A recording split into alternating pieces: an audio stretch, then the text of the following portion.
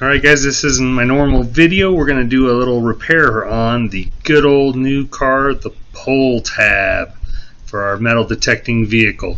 Alright guys, we're going to show I got a window. It'll go down a little and then it hits and goes up, and here's a rattle. This is a Mazda 2006 Mazda 3. I've just done 2 of the doors successfully, so now the driver's side window goes down all the way, and so does the back passenger. I just figured I'd film this. There's a few of them out there which kind of help me. I appreciate them, but a lot of them were in foreign languages, and I just kind of watched the steps. So anyway, you pop this little cap open right here. We're going to kind of do this quick. If I can find my screwdriver. Can't find my screwdriver. You just pop that open. There's a screw behind there, and right here under the door handle, there's another little flap. Pop up. They're both Phillips in there. We really don't have a lot of room to film, so we're going to take these 2 Phillips out and then we'll get back to you. Alright, then once you get this top one done, you can just pull that little insert off, throw him off to the side, and on the bottom you just kind of grab the paneling and just start to work it out. I need 2 hands to do this. There's just some little pops. You want to start at the bottom. There you go. Just kind of pop it out as you go up both sides, all the way up to the top. And you just lift that up and off. Now you've got your switch in there, so I'm going to pause you for a second to unclip the little switch. Alright, that is the hardest little thing, because that's not a very long wire right there. As you can see, this has just a little push down, but man, getting around to get that is a nightmare. This right here is your motor that goes up and down, so if it's just clicking, you can hear things turning, nothing's going. Oops, still got it on tighten from putting in the last one. This is your 10mm bolt. Just come out nice and easy.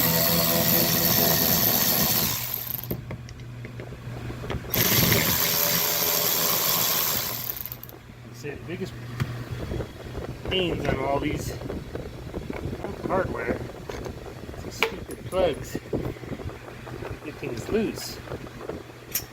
So we might need 2 hands there. Right there. Hold on. Alright, so we got it unplugged. A little pair of needle nose seems to work pretty good to get in there. And you just kind of remove the whole thing. See, all that is always good. The little regulator part in there is good. It's always the gears inside of here. So we'll break this thing open. I'll show you how to do that. We'll use the GoPro so I can have both hands free to do that. And I'll show you the little rebuild kit I got off of Amazon for a whopping 12 bucks. Alright, so here's the little kit I bought. The Amazon. There's a lot on there. There's the ones where you can just buy the one big gear. The big gear is the one that generally fails. And you can get like 5 of those for 8 bucks. But I figured, you know what, we're just going to replace them all. We're opening it. This comes with 6 pieces. Get them out here and show you. Alright, so here we have our motor. You can just see there's a seam right here. So these are not built to take apart. Just get a razor blade or a little knife and just kind of get in the seam. And then I've just been taking a little screwdriver. There's a couple little clips. There we go. Get a good, I want to be a little closer to that hole out at the edge where I can get in a little further. There are a couple little clips you can see up in, and it's easier from this side. Right here, there's a little tab. I busted them off on the last couple. They're pretty fragile. Realistically, when you put the 3 bolts back together, you're not going to have a big problem with this thing coming apart. So yeah, you just get that seam, and something with a little angle like a razor blade, a razor knife like this seems to work the best. And then I just pop in the one.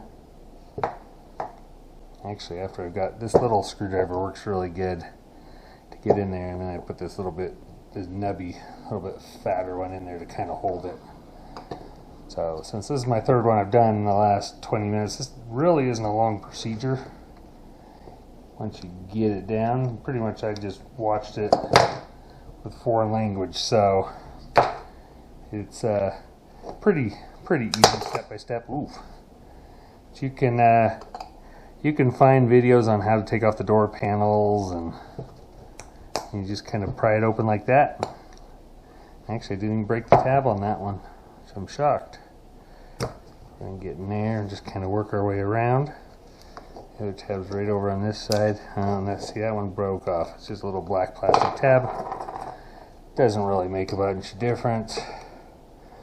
Get it down in there.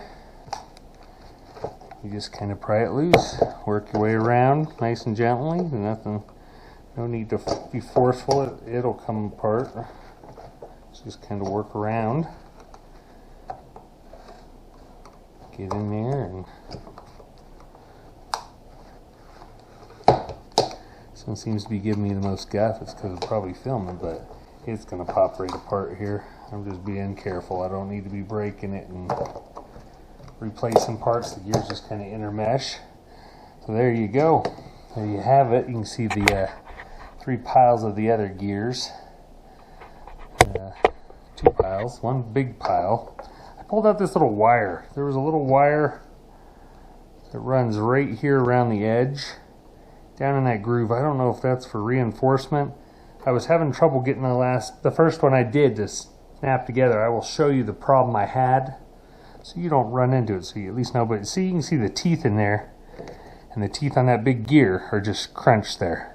And that was our problem, why it wouldn't just go up and hold up. And so you do have to salvage this little O-ring right here, which is no big deal. It comes right off. Just got to remember to throw it back on the new ones. And then these things just pull right up. They just slide right up. There's nothing exciting. We're going to take them apart in steps here so you can kind of see how they go together. There's that top piece here. And you have this little rubber guy. I'll show you the trick I found to kind of put those back in. Some of the kits don't come with that and you reuse that. I don't think it matters. Since I have a new one, I'm going to put a new one in. Ooh. I don't remember seeing that little O-ring in some of those other ones. Alright. Well, so there's a little O-ring in there too. And I don't think I got it in on my other one since I can still see it in the piece. So we're going to have to look. But I'm guessing the new piece did not have it. So I might have to tear apart 2 other doors. Should have probably filmed before, yeah, so I could catch some of these little things. But that's the first time that's popped out. So, note to self, 2 O-rings. And then this one just kind of pries up too. Just if you want to take it apart in steps. It has little teeth. It's hard to put it in backwards. This little middle piece just pops out. You get a new one of those. And then there's our big bottom gear. So, yeah, you can just see the teeth and parts of teeth in there. We're just going to scrape all those out. You want to make sure you get all those little pieces out so they're not getting involved in your new gear and messing you up. I had some in one of the ones that was up in there, so that looks pretty good. I just kind of squish around with the screwdriver, make sure there's no chunkies in there. Here's our last big gear. We'll take that out. It just slides up and off. And you can just see little chunks of teeth. All sorts of pieces. It's questionable that it's a gear or a lube, take it out. So on this part right here, if you'll look, there are 2 little tabs right there. There's one on this side, one on that side. You have to line those up with the top of this new gear. This little guy right there. It only sits right there. That was my problem, was I couldn't get that thing to sit. I had it sideways and I couldn't get that to close up. So you want to make sure you rotate it and line it up, and you'll know it'll go back together nice and flush when you have it lined up. Don't force it. You don't want to break it. So now for the rebuilding. So our problem was we forgot this O-ring the other couple ones we did. It goes in there. Don't forget that, because I'm going to have to tear apart 2 of these motors again. It's going to be a pain in the butt, considering I just did it. What you do, alright, that's not the right way. So, you put it where those dampeners, the big parts, are down. And you'll see the 3-prong, you just kind of line it up and slide it right back in. You'll know when it goes in, it goes down and sits there nice and flush. And you just slide that right back down on there, and just a little push and pops right in. So yeah, nothing exciting there. Make sure it spins freely. On our other side, you'll tell if you got these in backwards. So they've got the little tabs that they interlock, and this guy goes up in the top. You can put them together and then slide them together, or yeah, you just be mindful when you're watching this. And so there's those little slots going this way. I'm just going to double check, because this thing, the slot went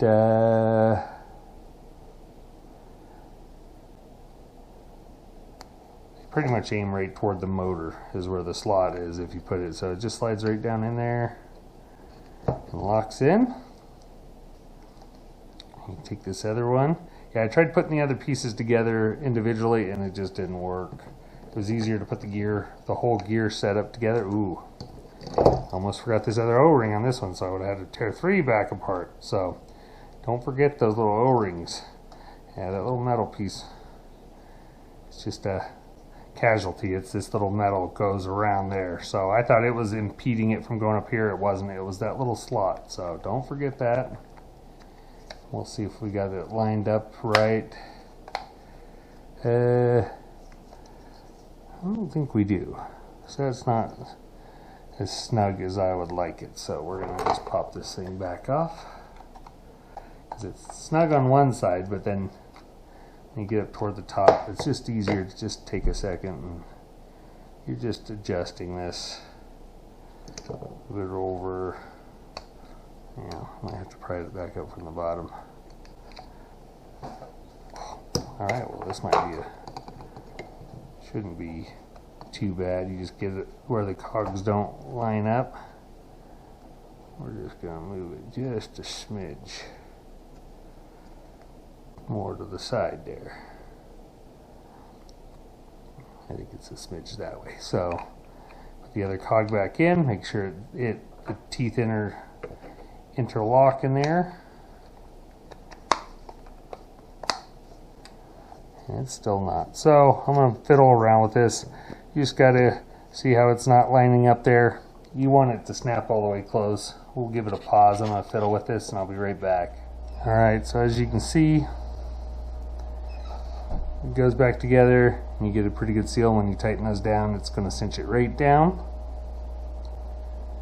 So we will get out there and get it installed in the car. Alright, so you just reassemble it the way you took it apart. If you look real close, you get that peg right there. Sticking out, it goes right through that little hole there. You might have to hook it. I had to hook up one of them to get it to line up with the window. These back ones weren't as bad. Getting the holes, and you just kind of wiggle it to get it lined up. We're gonna bolt this back together, put the door on, and just remember to reattach your motor over here, and then reattach your switch there before you get it all back together. And we'll be back in just a second to show you the end result. Alright, so it is back together. Don't forget to put the screw in there, screw back in there, reassembled and everything. So now if you had this problem, you would know it. It's grinding, the window won't go up, it has dead spots, it won't go down. So here we are, we've replaced those gears.